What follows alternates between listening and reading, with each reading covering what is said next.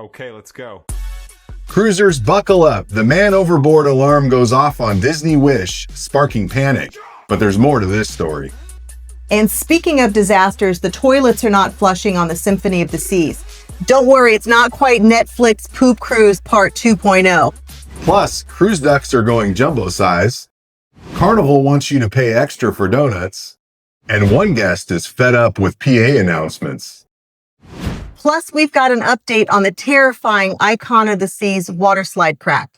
So grab your drink package, your clacker fan, and your flip-flops, and let's dive in.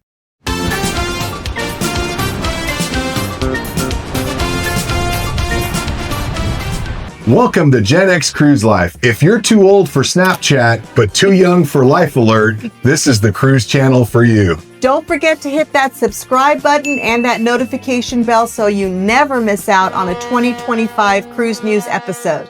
Let's start with the big one, an overboard situation on Disney Wish. Guests were startled late at night when emergency alarms rang out, and the ship launched a full emergency response. So the spotlights were sweeping the water, the crew jumped into full emergency mode, and the passengers were worried that somebody actually went into the water. So there's more to the story. They went into full muster station mode. All of the guests lined up at their muster station, and they did a full accounting of all the passengers, all the crew, double-checked it with the manifest, and then when they discovered that nobody was missing, that's when they stopped the search and rescue. Right, and this whole thing started because of the automated system that detects overboard, which you definitely want. In this case, it was, overreaction by the automated system spotting debris, but you definitely want that because there's not people out there always watching for overboard. Right. And they actually made it up to the passengers. Right. Just remember again, they're standing at the muster station. It took a while to check everybody off the list, go through the manifest, so they must have been there, I'm just speculating, at least an hour. So the captain came on board and said there's nobody actually went overboard, and they're going to be offering $150 credit per cabin. Right.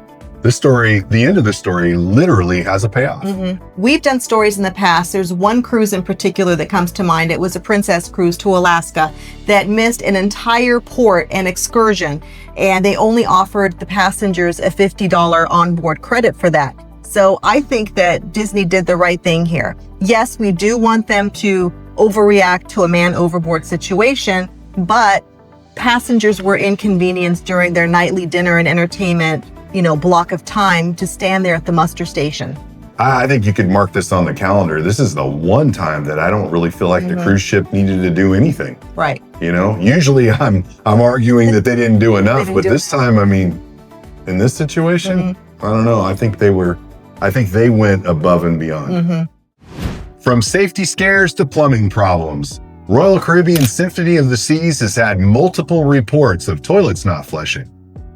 Cue the horror stories, right? For longtime cruisers, this immediately brings back stories of the poop cruise on Netflix, which was an infamous Carnival sailing from a few years ago where the toilets completely stopped working on the Carnival Triumph.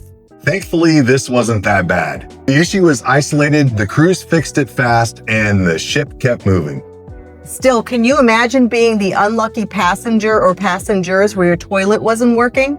There were a lot of reports that the toilets were not operating properly on the 5th and 6th deck, and a lot of passengers reported that when you walked up the staircase on the 6th deck, there was a strong odor. Yeah, and they started referring to the 6th deck as the poop deck. So, Nate, it hasn't been a very lucky year for the Symphony. Let's hope it turns around. A couple of months ago, there was a passenger that tested positive for the markers of Legionnaires' disease. And there was the stories about the broken sheets of glass throughout the ship. So let's just hope it's some bad luck and she's turned it around and the rest of the year is going to be smooth sailing. Yeah, and she just basically barely passed her most recent safety check. It's near and dear to our heart because this is one of our favorite cruises we've ever been on was on Symphony of the Seas. So hopefully they get it fixed. It's Royal Caribbean. They'll get it handled. It's a great ship. Yeah. We're curious, if this happened to you, would you stick it out with a smile or would you be on the phone demanding compensation? Leave it in the comments below. Now let's lighten up the next story with a little bit of fun. Cruise ducks. The trend keeps getting bigger and bigger, this time literally. On a recent Royal Caribbean sailing, passengers didn't spot those little itty-bitty cruise ducks. They spotted a gigantic inflatable cruise duck on one of the cruise ship balconies. For some cruisers, hunting ducks is pure joy. For others, let's just say it's a bit much. So this took place on the Oasis of the Seas, which is a Royal Caribbean Oasis class ship. And these ships have a very large central park in the middle of the ship with a lot of greenery. And just recently we did a story about how Royal Caribbean outlawed the ducks in the central park area because guests were trampling all over the plants. You know, it's just so hard for me to wrap my mind around this story. I mean, maybe I'm just a grump, but I just can't believe somebody took the time to bring this in there. It had to be in their suitcase with a pump because who's going to blow that up with their mouth? And then took the time and did that. If I'm walking through the ship and I see a little duck on the side, I'm just going to ignore it and keep walking. This, I guess it's just tale of two stories or something. Right. I don't really know. Some people care and some don't.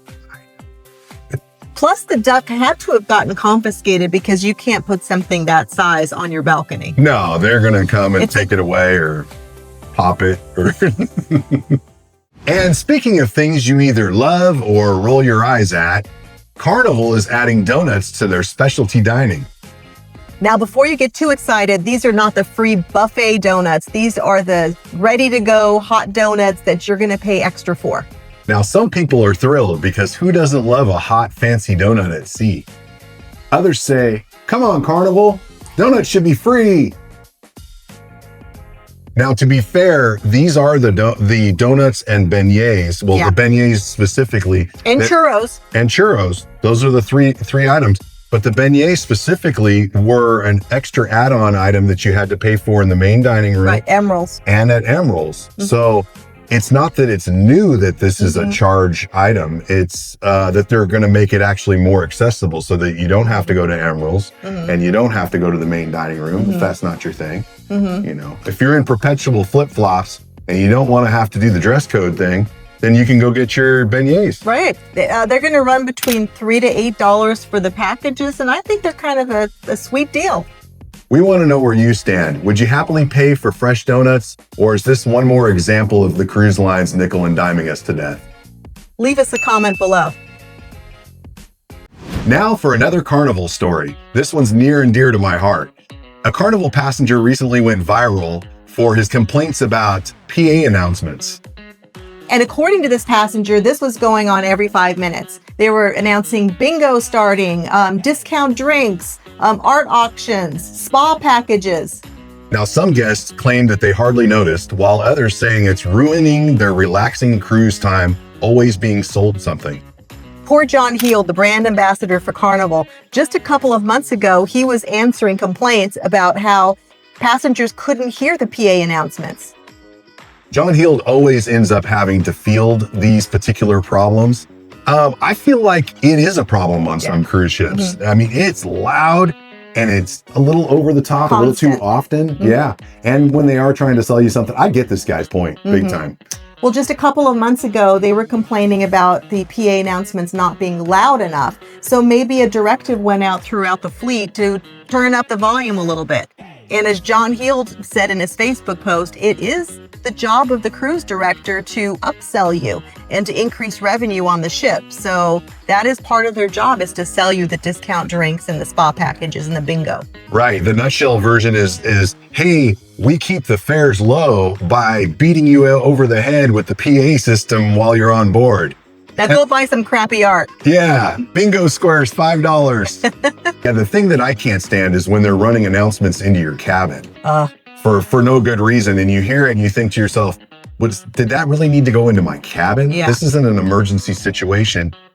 And I hate to say it, you know, maybe act like we're a little old or something, but sometimes we like to, you know, go out and hit it hard and then slide back to the cabin and take a quick little nap. And, you know, it might be 1 o'clock in the afternoon and we're recharging the batteries. You don't want to have an announcement going off in the middle of your nap. Right. Right? Yeah, that line dancing is starting on the Lido deck. Right. Yeah, you don't want to have that announcement go off telling you that the newlywed game is about to start in 5 minutes. So what about you? Are you able to tune out that background noise, or do you find it annoying? Let us know in the comments. We read all comments. We really appreciate. We've gotten a ton of comments lately, and we really appreciate it. We respond to all of them. We're a new channel. We can respond to all of them right now. So definitely leave us a comment. We'd love to hear from you. Now we've got a quick update to a story we featured a while ago. Do you remember the cracked water slide on the Royal Caribbean ship? Royal Caribbean has confirmed that the repairs are underway and they're reinforcing the slide so that they shouldn't have any problems going forward. There's no word yet on the reopening date, but this fix is supposed to last. You know, when Star of the Seas, the sister ship to Icon, made its maiden voyage, they had the slide closed because of this incident, and they haven't had it open since. They're going to be doing the same retrofit to that slide as they did to this slide. That story was absolutely horrific. I still to this day don't know how that passenger didn't fall through that crack. It's amazing. Yeah. What's crazy to me too is that if you look at this, the tube is solid through the whole thing. It's colored acrylic or colored flat fiberglass, and they had this clear panel, and that's the one that broke. And it reminds me of those infinity walkways over the Grand Canyon. Yeah. And then they crack, and they're like, hey, nobody can walk on those anymore. And it makes me wonder, when are these engineers going to figure out that this material is not as strong as the manufacturers are saying it is? You know, or when you buy those LCD lights for your house that say 25,000 hours. And they die after 80. Hey guys, we're a brand new channel. Don't forget to hit that subscribe button. If you're watching this on TV, you just need to scan the QR code with your phone and it'll go straight to the comments and you can subscribe there too. And now we have some stories coming up about the Ruby Princess dramatic double airlift. 2 passengers, 2 medical emergencies, 1 dramatic Alaskan cruise. And that video is coming up right now.